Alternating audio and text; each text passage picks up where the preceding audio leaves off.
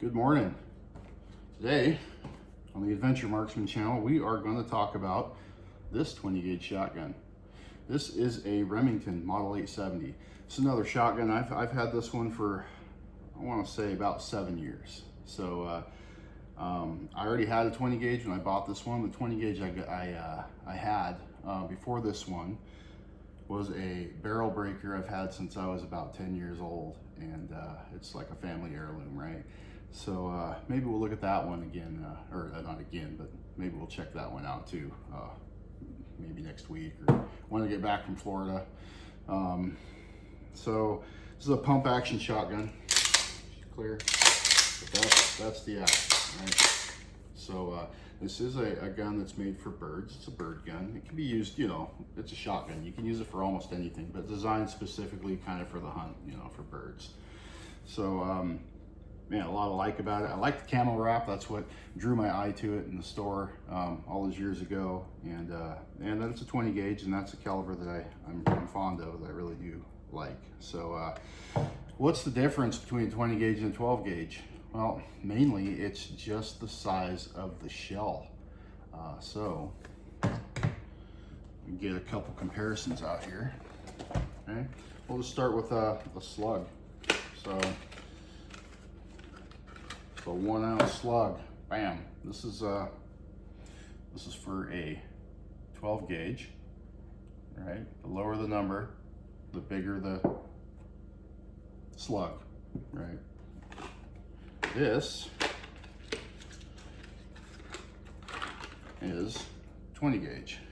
Together, you can see the difference in diameter there. It's quite a bit different, actually. It's there's a lot more lead with the 12 gauge.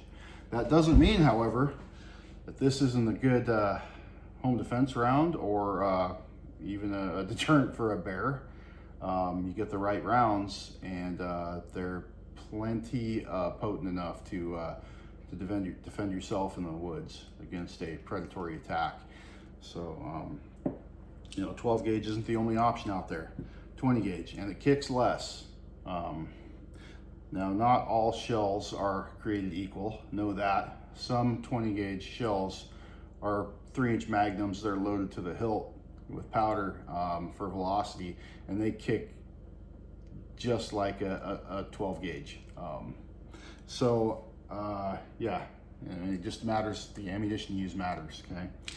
Also, we have, if we look at our double-aught buck, so this is for the 20 gauge, and the feet per second, 1200 feet per second on these. And then we've got our buckshot for the 12 gauge, and I believe it's, yeah, 1325 on top there. Velocity, advertised velocity. So you're getting a velocity difference there, but again, you're trading that basically for impact and control, right? Less rise, so you can cycle around again quicker. It doesn't matter for a lot of people. I feel it. I mean, it matters to me just a little bit, not enough for me to say, oh, I'd take one over the other if just for that reason. I wouldn't.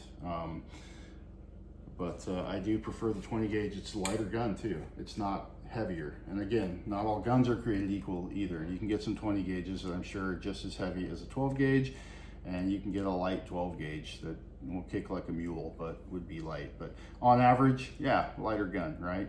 So anyway, that's what I know about this beautiful beast. It says right on the barrel, you should always check the stamp on your barrel on these weapons, that it's good for a 2 3/4 inch or a 3-inch projectile. So the difference there, so you can see this. All right, 2 3/4 and 3-inch. And most shotguns will chamber both those and shoot both those just fine, but just make sure that the gun you have is rated for what you're shooting.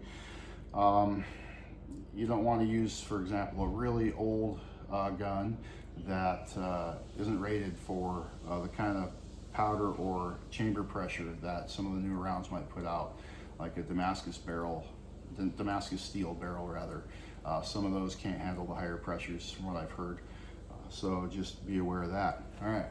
we're going to take this 20 gauge outside and we're going to shoot a slug through it and a couple rounds of bird shot, just so you can see the difference in kick on my shoulder. I'll be the sacrificial lamb here for you.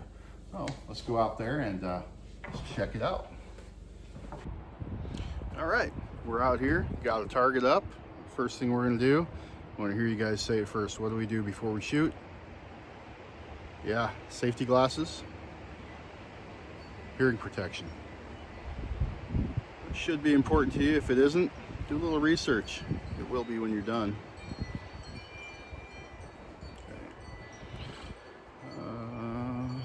I'm already going deaf. Maybe this is overkill for me.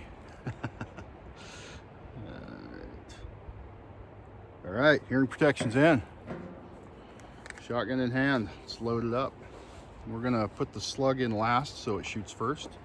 We're gonna go ahead and load in this way. You can see it, bird shot. 2 of those, like I said. And then, so the slug gets shot first. All right. See the target okay? Me. Yeah, that's fair. All right, here we go. Slug first. Hopefully on paper. Again, we're about 20 feet away.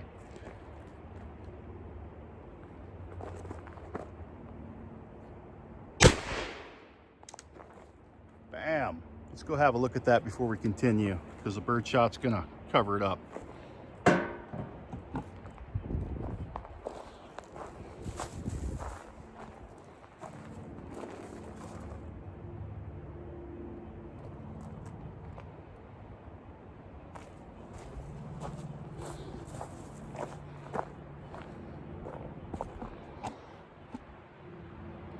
So that's definitely something you can feel when you shoot it, as opposed to bird shot, which is next.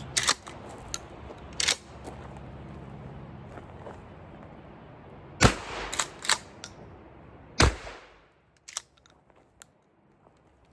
you have it. 1 slug, 2 bird shot. Go inside and we'll talk about those rounds a little bit more.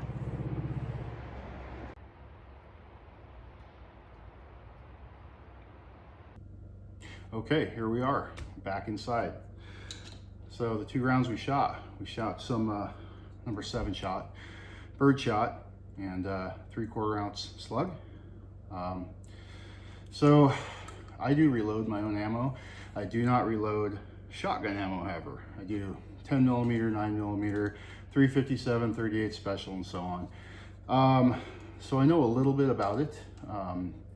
Been doing it for only a couple years, but you know, I did a lot of research and I enjoy it. But this is one thing I'm not too familiar with as far as reloading. But what I can tell you is, when you have a shotgun shell, if you want to have a little bit of an idea on how much it's going to kick, look at the brass. Okay. Can you guess which one was the slug and which one was the bird shot? That was the slug. That was the bird shot. So the powder basically fills up to the height of the brass, right? That's true and it's not. I guess it depends on the type of shell, the caliber, but for the most part, that is true.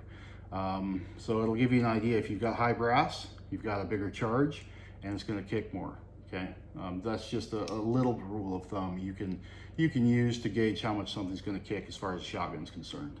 That doesn't obviously apply to say brass for a 357 Magnum or a 38 Special or a 9 millimeter or a 10 millimeter, a 45. What matters there, the whole case is brass, right? So you're just looking at the size of the bullet, check the box, and generally the bigger caliber is going to kick more. So anyway, there you have it. I hope you guys enjoyed the video, and another great gun, Remington Model 870. Great gun, man. I really like it. I'll keep it forever. This is not a gun I'd be willing to get rid of. and I've shot this gun an awful lot. This is the gun I take bird hunting. This is my bird hunting gun. I mean, barn hunt. I don't take anything else out when I go bird hunting except this. Or when I'm feeling nostalgic, I take my old 20 gauge out, my barrel breaker. Yeah. In fact, just before this video ends, I'm gonna grab that and show it to you guys. Go get it right now.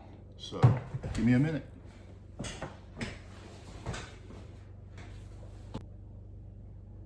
All right, here she is. This was my first gun. It's made by Winchester. Barrel breaker. This is, it's got a youth stock on it. I used to be a youth. It's got a modified choke on it. Barrel's choked.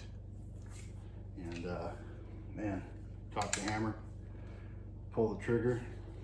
Accurate, great gun.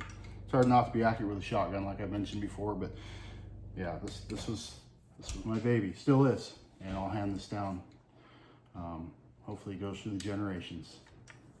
Hope you enjoyed the video. Please like and subscribe if you like what I'm doing. If not, yeah, keep watching anyway. It's kind of fun, right? Have a good day.